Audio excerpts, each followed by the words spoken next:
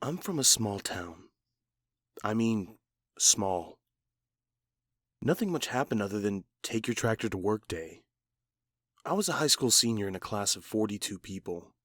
We had all known each other since diapers. I could give you the first, middle, and last name of every kid in my class. The biggest thing to happen to our town was the day that we got the Starbucks. The only reason we got one was that we were right off the highway, and people passing through would make up for our small population size. Needless to say, we were thrilled. It was a small cafe with nothing much of an inside, but at least it had a drive-thru. The building itself was stacked right next to a strip mall, so it had a tiny parking lot. The actual drive-thru was pinned against a brick wall. Once you were in line, you had no choice but to keep going. This was especially annoying when people in front of you had long orders. The line could fit about 6 cars back to back, and it was always full. Let me just say, the Starbucks didn't last long. 8 months after it opened, it was shut down. I got to see the reason why firsthand. It was spring break. My mom and I were heading to the mall, which was almost an hour away. It was hot. I was the one who suggested we stop at the Starbucks before heading out. My mom didn't want to. She said it was a waste of money, but I nagged at her until she agreed. We pulled up to the drive-thru and there were 4 cars ahead of us. My mom sighed but got in line. 3 more cars pulled in back of us. We were all stuck like peas in a pod, sweating with the heat of the day. "I want something cold," I whined to my mom. She rolled her eyes. Strawberries and cream? "Yes, please." I pulled out my phone and Snapchatted some friends. "Getting fraps with the mom," I typed as I snapped a pic of us. My mom laughed and pushed the phone away. Suddenly, a loud pop filled the air. We looked at each other in surprise. "It sounded like a gunshot," I said softly. No way. She responded, shrugging it off. It was probably just a car backfiring. We sat in silence for the next few moments. I think we both sensed something change. Then, the scream came. It was a man's. Instinctively, I stuck my head out the window to see what was going on. Because of how packed in we were against the buildings, we couldn't actually open our doors. But I was small enough that I could get half my body out of the window to view the scene. There was a figure standing on the hood of a car. It was about 4 cars ahead of us. He wore a gorilla mask. In his hand was a gun. He had it pointed down towards the windshield. Someone inside the car was screaming, begging for help. Help! My mother pulled me into the car right before another pop Please, filled the he's silence. gotta go! The windshield shattered and it lit up the alley in fear. We need to get out of here. My mom said under her breath. She looked around wildly, knowing that we were blocked in. The cars behind us weren't moving, and obviously neither were the cars in front.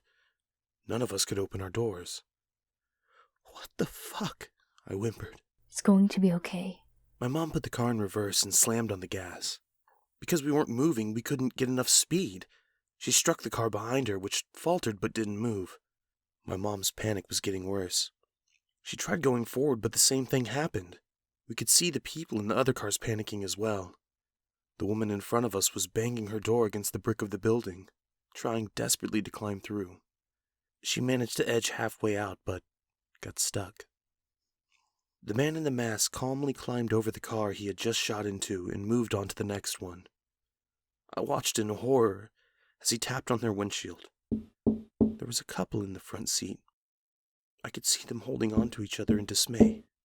"Roll down your window," the masked man said loudly. The seconds ticked by. People in the cars around us were screaming. My mom and I were quiet. "Roll it down, now!" The driver's side window slowly rolled down. We could hear a man's voice from inside.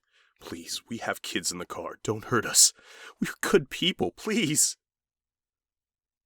The masked man leaned over towards the open window and shot the couple 2 times. Blood erupted from the car. Their windows were painted red. Now we could hear the cries of children. My mom grabbed my hand. She swallowed slowly. Get down. She said. What? I couldn't comprehend what was happening. Get down as far under the seat as possible. He may not see you. But, Mom...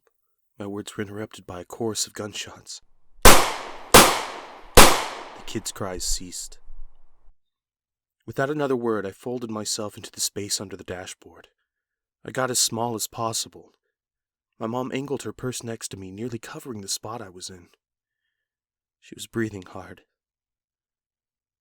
A woman's voice was piercing the alleyway. Why? Why are you doing this?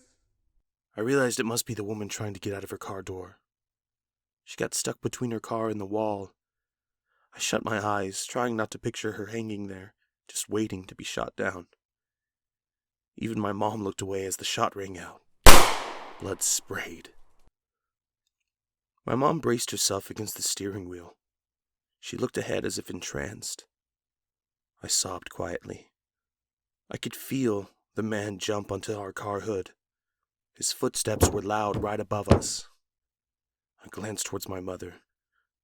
She didn't dare look at me. The gorilla mask hung down over the open window of my mom's side. The gun was pointed at her temple. I couldn't see his real face, but I got the feeling he was smiling. My mom suddenly reached out and grabbed the gun. I nearly knocked my head against the dashboard in surprise.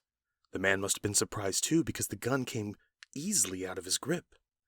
She aimed upward and pulled the trigger.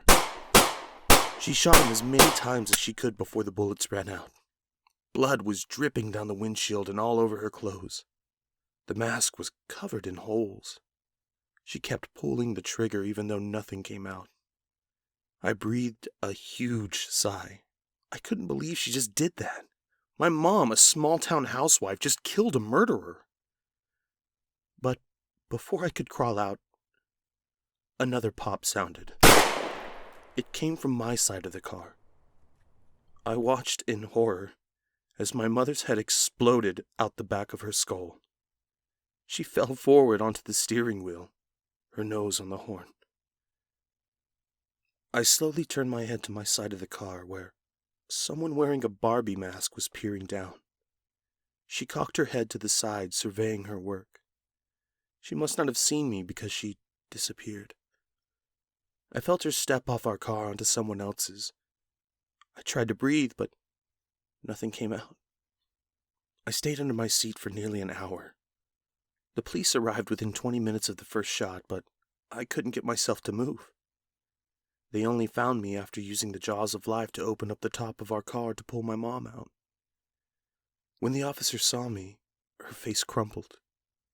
She could see the fear still etched onto my face. I was the only survivor from the drive-thru. Altogether, 13 people were shot to death, including 3 kids under the age of 10. The man in the gorilla mask was later identified as a radical eco-terrorist. They planned this event to protest Starbucks' impact on the environment. Despite their intent, no one who worked at Starbucks was injured. It was just those of us in line. They never found the other person. My mom died bravely, and I still cling to that. Never in my life would I have expected her to grab a gun from a crazed killer. She did it for me, to save me. There is one thing that still eats me up inside.